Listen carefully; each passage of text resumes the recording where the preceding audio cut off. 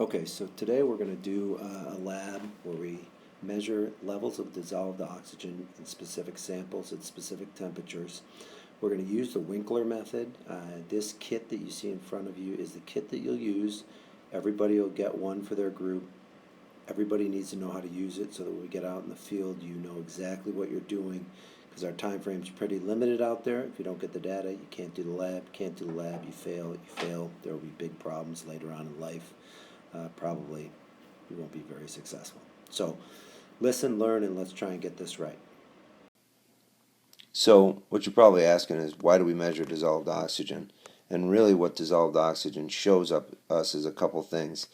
When we look at an ecosystem, we're looking at the interaction of abiotic and biotic factors. And one of the abiotic factors is the amount of oxygen that's present. That oxygen is released through photosynthesis as aquatic plants fix carbon dioxide using sunlight to make glucose. That kind of is the basis of the energy pyramid in any ecosystem. So we can measure the amount of sunlight used and carbon dioxide fixed, making glucose, by the amount of O2 that's released into that ecosystem.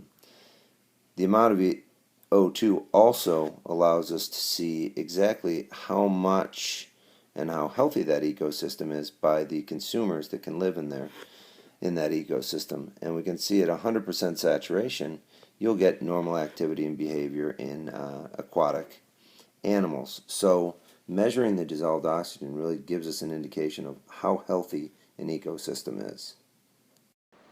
Okay, so now what we're going to do is we're going to open up our kit and see what's in there. First of all, we have a collection bottle. That's where you're going to get your sample. You are going to have reagent 1 and reagent 2, aptly named reagent 1 and reagent 2 because you're going to put them in first and second. You're going to have reagent 3, which you're going to use after you let reagent 1 and reagent 2 work. You're going to have a pair of scissors or a nail clipper to open up all of your samples, all your chemicals. You're going to have a titration measurement tube and a titration jar. You are going to have a bottle of titrant. That is going to be the solution used to titrate with, and then you're going to have this, which should be filled with deionized water. You'll need that to keep your volume constant, because one of the keys to this is keeping no bubbles in your collection vial. All right, so here we go. We're going to start the procedure here. Follow along with your packet that says dissolved oxygen test procedures, the sheet that takes you through step 1 through 13. And I'm going to try and show you the best I can on what to do, but you're obviously going to have to read as you carry out the procedure. Everybody's going to do 2 samples today. Everybody will do a room temperature, and then within your group of 4, one group of 2 will do a cold sample, and one will do a warm sample, and you'll get the information from each. But really, we're just trying to figure out the process, know how to do this, and become efficient so that when we're in the field tomorrow on the beautiful day, we can know what to do and not make any mistakes when it really counts. So step 1, the first thing you're going to do, you're going to take your sample bottle, and that sample bottle is the one right here, and you're going to take it over to the bucket that's labeled either room temperature, warm, or cold, and you're going to fill it. You're going to hold your hand underwater for 2 to 3 minutes, let the bottle fill. You're not going to agitate the water, you're not going to move it around. The cold one will be cold, the warm one will be warm but not hot, and as you can imagine, the room temperature will be room temperature. You're going to fill it all the way up to the brim, and underwater you're actually going to put this cap in so that it fills up with absolutely no bubbles. If you bring it out with a bubble in it, you need to do it again. So you need to have the bottle upright in the bucket and let it sit there and allow it to fill up 2 to 3 minutes, and then you'll put the stopper in. You'll bring it back to your table looking like this with absolutely no air bubbles. you'd be able to see an air bubble if it were sitting in here floating around and bobbling up and down. So if that happens, you need to go back. It can be a little frustrating. But if you add any air bubbles when you do the shaking, what ends up happening is you add more oxygen to the sample. So no air bubbles, no air bubbles, no air bubbles. So we're on to step 3 already, and you can see what we're going to do is we're going to add these 2 reagent packets. You need to open them up, and you're going to dump into your sample both reagents. Now throw out the little packages when you're done, but make sure you have oxygen 1 and oxygen 2 reagents. You should have both those packs in your kit. You're going to dump them in, add them to your sample. Before you put the top back on, you need to add a little bit of water from your water bottle. The reason you do that is that when you take this stopper out, it takes a little water with it, and when you put the stopper back in, you'll end up with air bubbles. So you're going to add about 3, 4, 5 drops of water into your sample so that when you put the stopper back in, it'll actually push up the sides and you'll trap no air in that. When you put the stopper back in, do it real carefully.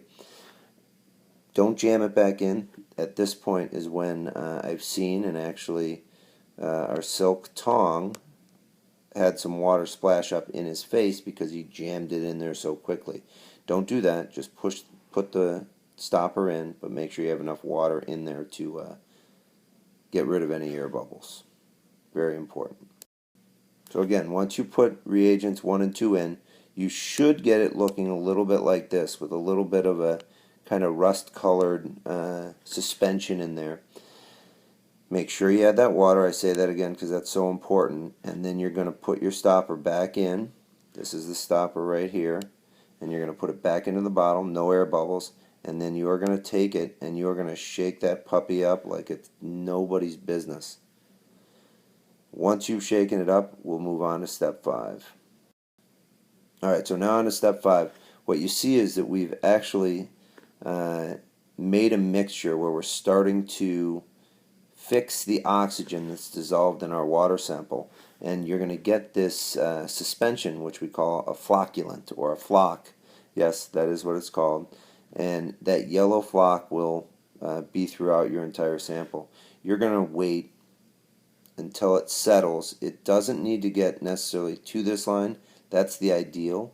But if it settles enough, you can see that it's dropping down and settling towards the bottom. Wait 2-3 minutes for it to settle, and then you can move on to step 6.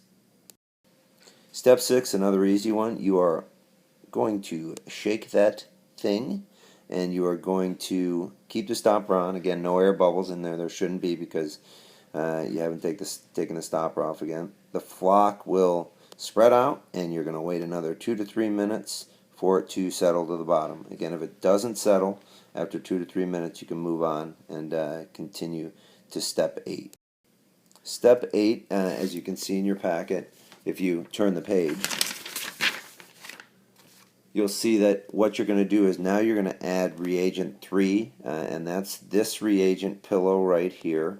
Tong, we might need to do something about that hangnail. But reagent pillow 3, you're going to cut open with scissors and dump into your current sample. Now, I have had students that haven't cut it open and just dropped the whole pillow into the solution. That's in solid plastic, so it will never dissolve. So if you do not want to be laughed at by your classmates, make sure that you cut it open and dump the contents in there. Before you put the stopper back in, add some water to make sure you replace volume. Put the stopper back in very carefully and avoid all bubblage.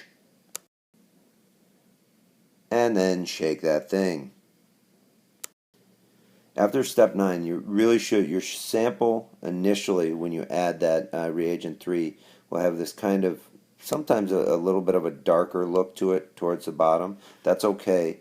Once you shake it up and actually let it sit for a second, you should get this look here that almost looks like a relatively concentrated urine sample if you take many urine samples.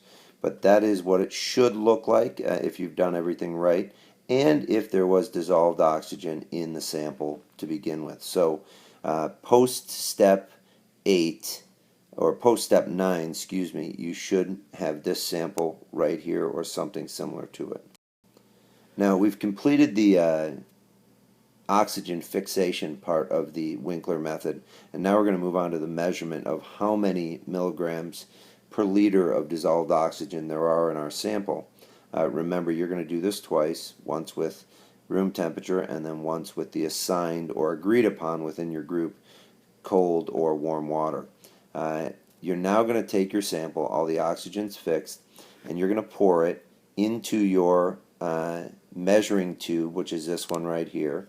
A lot of people say, ooh, I need it funnel, ooh, I can't do it. Just do it over the sink, pour it in there, and I believe that you can do it. Get the steadiest hand of your group and deal with it. So make sure that you fill that tube all the way to the top. It might go a little bit over. You'll notice a little bit of surface tension there. Some of you might remember what that is from past unit, and some of you might have already put that out of your mind, which makes me sad as a teacher. But you'll fill your measurement tube all the way up to the top, and we'll move on to the next step, which is step 11. So now you're going to take step 11, you're going to pour your measured sample. Since everybody's measuring tube is the same size, we're all going to put the exact same amount into our titration chamber. We'll discuss what titration is in a second. You'll notice that in this case the sample is not moving out, mainly because it's water, and the adhesion and cohesion is causing the water to stay in the tube. The hydrogen bonding, again, some of you might know what that is, other ones not so much. The water will eventually, when you shake it down, go into your titration chamber. Do not throw out your sample. You might need it if by some chance you make a mistake during titration. But this is the sample with which you're going to do the titration and figure out how much dissolved oxygen there is. Most of you have done titrations before in chemistry. You're going to use this chemical right here and this dropper that's inside of the bottle to do your titration. How you're going to do your titration is you're going to take your sample, and it should be on a piece of white paper because you need to make sure that your liquid or your sample becomes clear. You're going to take and put a drop of your titration fluid, again this titration fluid right here, and you're going to do one drop in, and then you're going to shake your sample. And when I say shake, I mean stir it around, swish it around so that you get full mixing, and that's after every single drop. Don't do 3 drops and then shake it up. Drop, shake, drop, shake, drop, shake, drop, drop. No drop.